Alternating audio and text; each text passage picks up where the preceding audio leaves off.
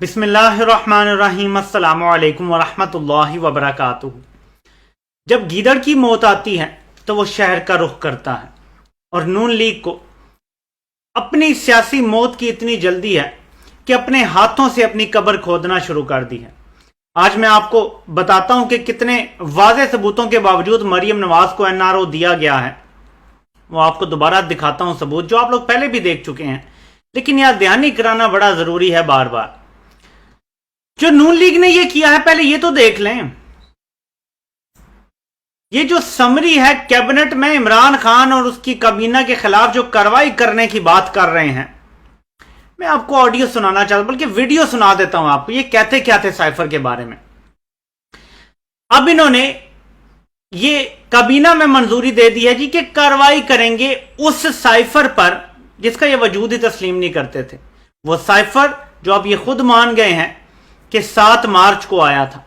یہ سائفر جب 7 مارچ کو آیا تو 8 مارچ کو تحریک عدم اعتماد پیش کی گئی۔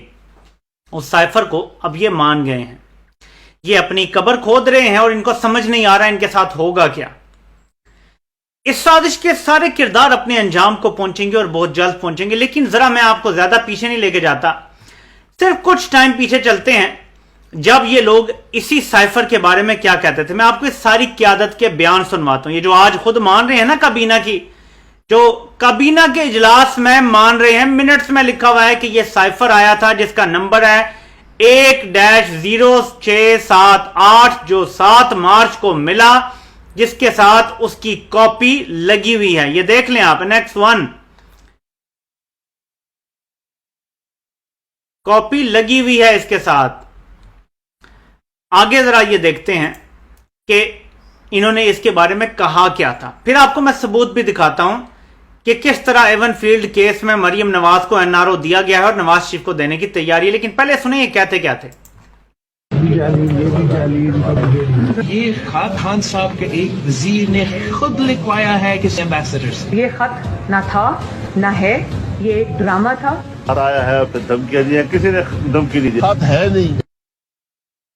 سب کہتے، سب ایک ایک بندے کا، زرداری، بلاول، مریم، ہر سب بندے نے یہ کہا کہ یہ کوئی وجود نہیں رکھتا، یہ ہے ہی نہیں۔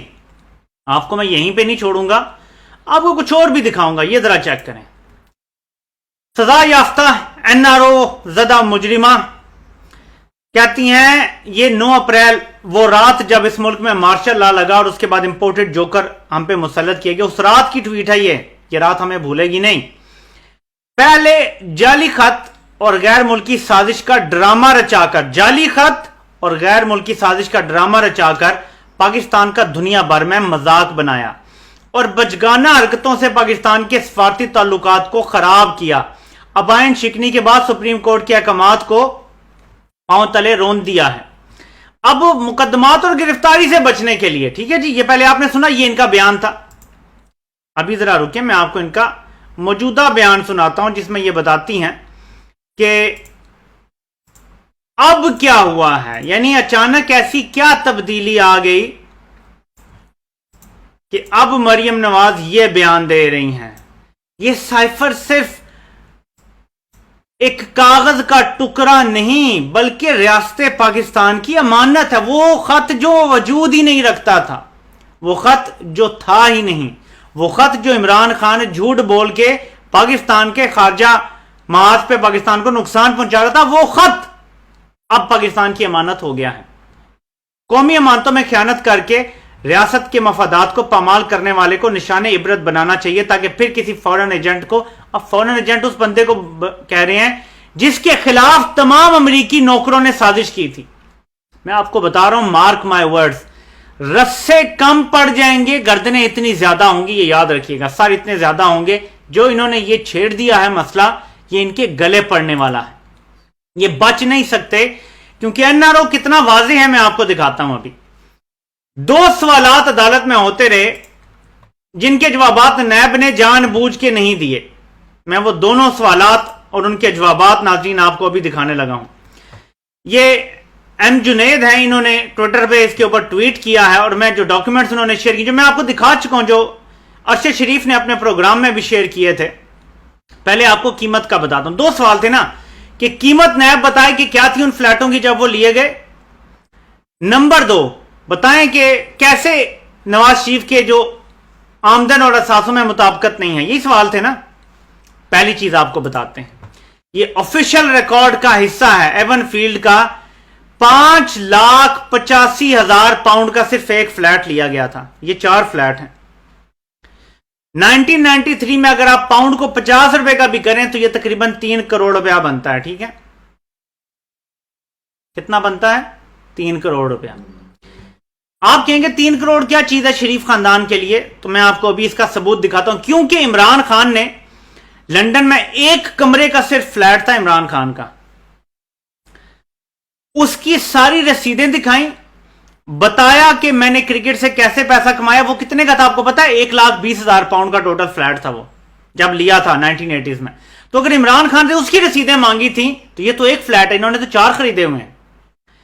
5,85,000 پاؤنڈ تقریباً 2.5-3 کروڑ روپیہ بنتا ہے. ٹھیک ہے, 2 کروڑ کر لیں. ٹھیک ہے, 2 کروڑ کر لیتے ہیں. اب آپ کو بتاتا ہوں کہ کیسے نواز شریف پھنستا ہے اور کیسے یہ سارا ڈرامہ کیا گیا ہے. یہ ہیں جی اس کیس کے حقائق اور اس میں نتھی ہوئے JIT رپورٹ میں جو نواز شریف نے ٹیکس ریٹرنز جمع کروائے ہیں. 1985 سے لے کر 1996-97 تک نواز شریف نے ٹوٹل انکم جو شو کی ہے, یعنی کمائی نواز شریف کی, وہ 40 لاکھ روپے کے لگ بھگ ہے. جس بندے نے 10-12 سالوں میں صرف 40 لاکھ روپیہ کمایا, اس نے 4 فلیٹ کیسے لیے جس میں سے ایک کی قیمت 2-2.5 کروڑ بنتی ہے. یعنی اگر آپ کم از کم بھی کر لیں تو 10 سے 15 کروڑ کی پراپرٹیز لیں 90 کی دہائی میں, جب نواز شریف کی اپنی انکم پچھلے 10 سالوں میں صرف 40 لاکھ تھی. میں 1 سال کی انکم کی بات نہیں کر رہا. اگر 10-12 سال میں 40 لاکھ انکم تھی تو کوئی خرچے بھی ہوئے ہوں گے, کھانا پینا گھر میں, بل ادا کرنا اور بہت کچھ ہوتا ہے, آگے پیچھے جانا, گھومنا پھرنا. اسی دوران بیٹی کی شادی کی تھی, خرچے تو ہوئے ہوں گے. تو 40 لاکھ ٹوٹل کمایا اور کروڑوں کے فلیٹ لندن میں لے لیے. ظاہر مطابقت نہیں رکھتے. عمران خان سے یہی سوال کیا گیا تھا. عمران خان نے جب اپنے گھر کی ٹریل دی تھی, جو بنی گالا کا گھر ہے, تو یہی پوچھا گیا تھا کہ آپ بتائیں کہ جو آپ نے لندن میں فلیٹ لیا وہ کس کمائی سے لیا. تو عمران خان نے وہ پوری کمائی بتائی تھی. ان کو اب یہ بتانا ہے کہ جب انکم آپ کی 40 لاکھ تھی تو کروڑ کے فلیٹ جن کی اب قیمت اربوں میں ہے وہ کیسے لیے تھے تب.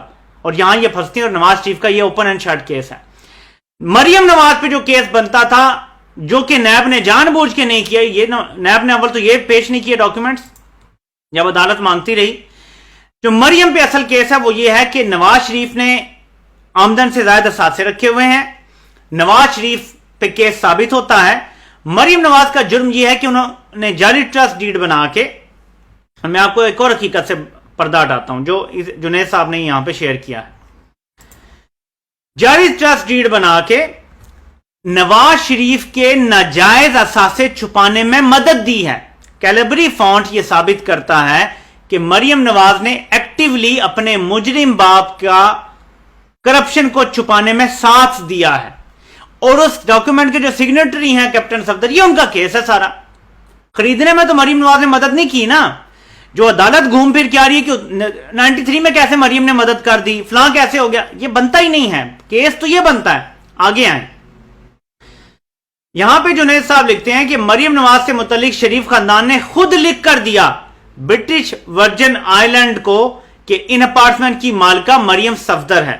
اس خط کی تصدیق برٹش ورجن آئی لینڈ کا اٹارنی جنرل آفس کر چکا ہے جہاں پہ یہ فلیٹ رجسٹرڈ ہے. اس خط کو سرکموینٹ کرنے کے لیے مریم نواز ٹرسٹ ڈیڈ لے کر آ گئی جو کیلیبری فونٹ کی نکلی, جو سب کو علم ہے. آگے سنیں. لیکن جس بات کا سب کو علم نہیں ہے وہ یہ ہے کہ اس ٹرسٹ ڈیڈ سے 3 ماہ پہلے دسمبر 2005 میں لندن اپارٹمنٹس کو ہولڈ کرنے والی آف شور کمپنیوں کے مالی معاملات دیکھنے والی منروا فائنینشل سروسز کو بھی مریم نواز نے بطور مالکہ اپنے سامبا بینک اکاؤنٹ کے کریڈینشلز بھیجے. یہ خط بھی پاناما پیپرز کا حصہ تھا. آگے چلیں. لیکن سب سے اہم بات یہ کہ مریم کی ٹرسٹ ڈیڈ میں تحریر تھا کہ مریم نواز بطور ٹرسٹی لندن اپارٹمنٹس کے بیرر سرٹیفکیٹ کو اپنے پاس رکھیں گی. یہ انہوں نے دی تھی ٹرسٹ ڈیڈ خود.